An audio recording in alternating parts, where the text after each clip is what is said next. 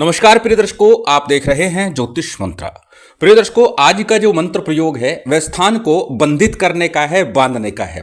तंत्र मंत्र भूत प्रेत किया कराया किसी भी प्रकार की विद्या से यदि कोई घर परिवार पीड़ित है अथवा आप साधक हैं, तंत्र साधना करते हैं, शमशान भूमि में या किसी निर्जन स्थान पर बैठ करके आप कोई प्रयोग करना चाह रहे हैं, तो उस समय में पूरे क्षेत्र को बंधित करना होता है, बांधना होता है, ताकि आपका प्रयोग, आपकी साधना, आपका मंत्रोच्चार किसी भी प्रकार की बाधा से पीड़ित ना हो, किसी भी प्रकार की बाधा आपके कार्य में ना आए। उसके लिए आपको स्थान को बांधना होता है। तो आज ये मंत्र स्थान बांधने का है। घर परिवार में कोई बाधा है तो पहले पूरे स्थान को बंधित किया जाता है और इस मंत्र के बांधने से ही भूत प्रेत भी स्वयं बंध जाते हैं, जिससे कि शीघ्र निराकरण भी हो जाता है। अत्यंत प्रभावी सरल विधान के साथ है। वैसे तो इस मंत्र के विषय में कहा जाता है कि बिना सिद्ध किए भी ये प्रयोग किया जा सकता है, परंतु बार बार हर बार एक बात बोलता हूं, कोई भी मंत्र चाहे वो बिना सिद्ध किए प्रयोग किया जा सकता हो, फिर भी किसी सिद्ध योग मुहूर्त में उसका एक बार विधान अवश्य कर लेना चाहिए। परंतु साधकों के लिए बार बार बोलता हूं कि उसका पूर्ण विधान एक बार अवश्य करें। पूर्ण विधान से तात्पर्य है कि जितना अधिक हो सके उतना किसी सिद्ध योग मुहूर्त में इस मंत्र का जप कर ले। जब आप सिद्ध कर लेते हैं तो आपके अंदर, स्वयं के अंदर एक आत्मविश्वास होता है कि यह आपका मंत्र पूर्ण है, सिद्ध है। इसीलिए सिद्धि विधान थोड़ा सा अनिवार्य रूप से अवश्य ही करना चाहिए। अब सिद्धि विधान किस प्रकार करना है, कैसे करना है, यही सब चर्चा इस वीडियो में है। अत्यंत सरल विधान है।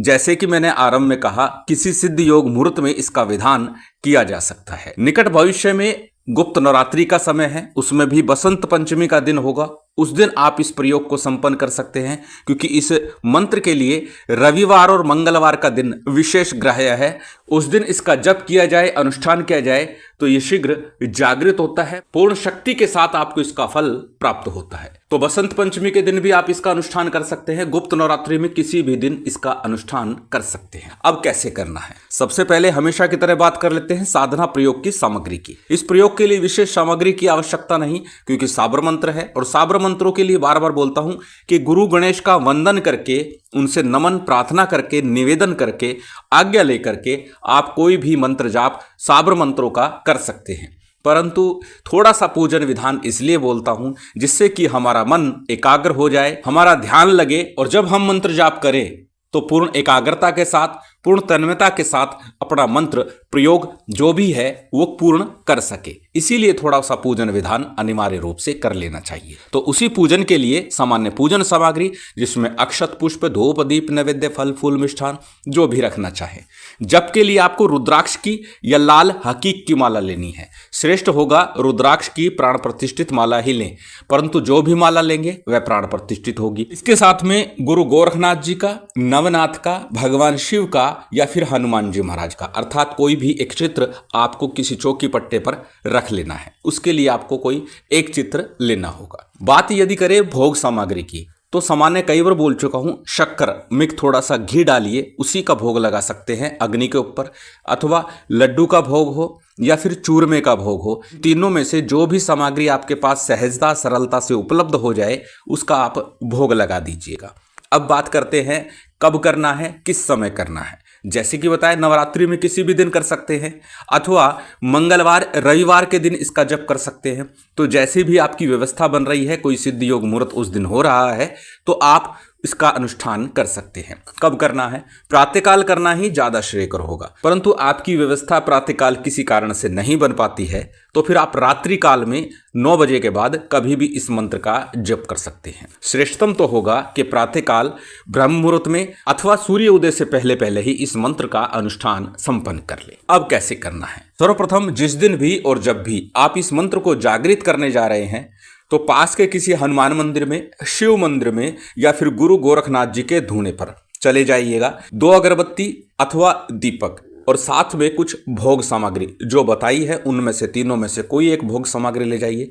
निवेदन प्रार्थना कीजिए, मैं इस मंत्र का जप करने जा रहा हूं। और यह क्रिया उन लोगों के लिए विशेष है जिनके गुरु नहीं है, जिन्होंने गुरु धारण नहीं किया हुआ है। जिन्होंने गुरु धारण किया है तो वो अपने गुरु से आगे लेकर भी इस प्रयोग को कर सकते हैं। उसके बाद अपने घर आकर के पूर्व मुख होकर के आपको बैठ जाना है। यदि रात्रि काल में कर रहे हैं तो बार बार बोलता हूं उत्तर मुख होना ज्यादा श्रेयकर होता है। उत्तर अथवा पूर्व मुख जिधर भी आपका मुख है, सामने चौकी पट्टी के ऊपर एक लाल अथवा पीले रंग का अथवा गेरुए रंग का वस्त्र बिछा लीजिए। उसके ऊपर जो भी चित्र आपके पास है वो स्थापित कर लीजिए। सबसे पहले थोड़ा शुद्धि आचमन कीजिएगा, अपने ऊपर जल छिड़क लीजिएगा, सामग्री जो रखी है उस पर जल छिड़क लीजिएगा। उसके बाद में आपको दीपक प्रज्वलित कर लेना है। दीप प्रज्वलित करने के बाद में आपको संकल्प लेना है। किस कामना से? तो जन कल्याण के लिए, स्वयं के लिए जो भी कामना है वो आपको बोलनी है। अपना नाम बोलना है, गोत्र बोलना है, उस दिन का तिथिवार नक्षत्र बोलना है। दाहिने हाथ में अक्षत पुष्प रख करके आपको संकल्प ले लेना है। संकल्प लेने के बाद में संकल्प के लिए लिया गया अक्षत पुष्प जल इत्यादि किसी थाली प्लेट में छोड़ दीजिए। उसके बाद में सबसे पहले गणपति का, फिर गुरु का ध्यान पूजन कर लीजिए। साथ ही साथ कुल देवता, पितृ देवता, स्थान देव का ध्यान पूजन कर लीजिए और जो भी चित्र आपने लगाया हुआ है उनका ध्यान पूजन कर लीजिए। साथ ही भैरव जी का ध्यान पूजन भी अवश्य ही अनिवार्य रूप से कर लीजिए, क्योंकि क्षेत्रपाल हैं, दिशाओं के रक्षक के रूप में भैरव जी का पूजन अवश्य ही कर लेना चाहिए। यह पूजन विधान संपन्न हुआ। इसके बाद में एक एक माला का गणपति और गुरु मंत्र का जप करना है। गणपति मंत्र के रूप में गणेश जी का कोई भी एक सरल मंत्र आप जप सकते हैं। ओम गंग गणपते नमः, ओम गणेशाय नमः, ओम वक्रतुंडाय नमः, ओम विघ्नेश्वराय नमः। कोई भी एक मंत्र जो आप सरलता और सहजता से बोल सके उसका जाप आपको कर लेना है। बात करें गुरु मंत्र की तो गुरु दीक्षा के समय मिला मंत्र गुरु मंत्र है। यदि गुरु दीक्षा नहीं ली है तो भगवान शिव को ही हाजिर नाजिर मान लीजिएगा अथवा गुरु गोरखनाथ जी के मंत्र का जप कर लीजिएगा। भगवान शिव के पंचाक्षरी मंत्र ओम नमः शिवाय का अथवा गुरु गोरखनाथ जी के ओम गुरु गोरक्षनाथाय नमः, इस मंत्र का जप कर लीजिएगा। एक एक माला गणेश गुरु मंत्र आपने जप लिया। अब आपको 11 बार कम से कम साबर सिद्धि मंत्र, जिसे साबर सुमेरु मंत्र भी कहा जाता है, इसका आपको जप करना है। क्योंकि बार बार बोलता हूं, जब साबर मंत्रों की चर्चा हो तो साबर सिद्धि मंत्र का जप करना भी श्रेयकर होता है। इससे साधना शीघ्र सफल होती है, मंत्र जाप जागृत हो जाता है। साबर सिद्धि सुमेरु मंत्र आपकी स्क्रीन पर है, एक बार बोल करके बता देता हूं। गुरुसठ गुरु है वीर, गुरु साहब सुमरे बड़ी भात, सिंगी टोरो बन कहू मन नाऊ करतार, सकल गुरु की हर भजे घट पकड़ उठ जाग, चेत संहार श्री परमहंस। इस साबर सिद्धि मंत्र का आपको 11 बार जप करना है। गणेश मंत्र, गुरु मंत्र, साबर सिद्धि मंत्र, तीनों का आपने जप कर लिया।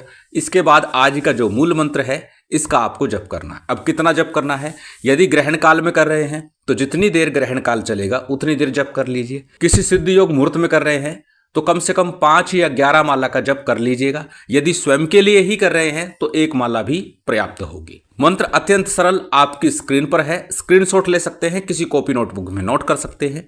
मंत्र को एक बार बोल करके बता देता हूं। मंत्र इस प्रकार है। अर्घट आऊं मरघट जाऊं, मरघट बैठ के लड्डू खाऊं, लोहे की कील वज्र का ताला, जहां बैठा हनुमंत रखवाला, भूत प्रेत जादू टोना सबको घेर कर बांधने वाला। अत्यंत सरल मंत्र है। इस मंत्र का आपको जप करना है। मंत्र जप के उपरांत आरती कर लीजिएगा। आरती के बाद जो भी नैवेद्य आपने रखा है वो आपको अग्नि पर समर्पित करना है। 5 बार आपको थोड़ा थोड़ा करके भोग लगा देना है। उसके बाद उस नैवेद्य को प्रसाद स्वरूप परिवार सहित ग्रहण कर सकते हैं।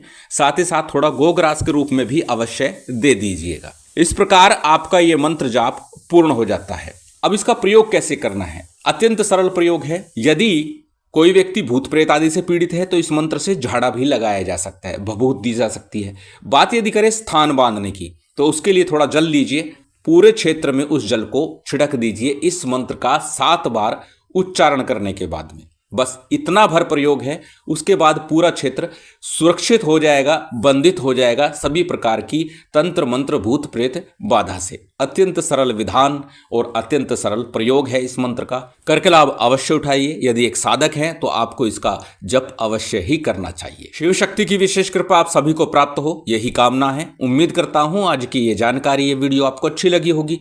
यदि अच्छी लगी हो तो कृपया लाइक कीजिएगा, शेयर कीजिएगा। यदि चैनल पर नए हैं तो सब्सक्राइब कर बेल आइकन बटन दबा दीजिएगा। जय माता दी, जय श्री राम।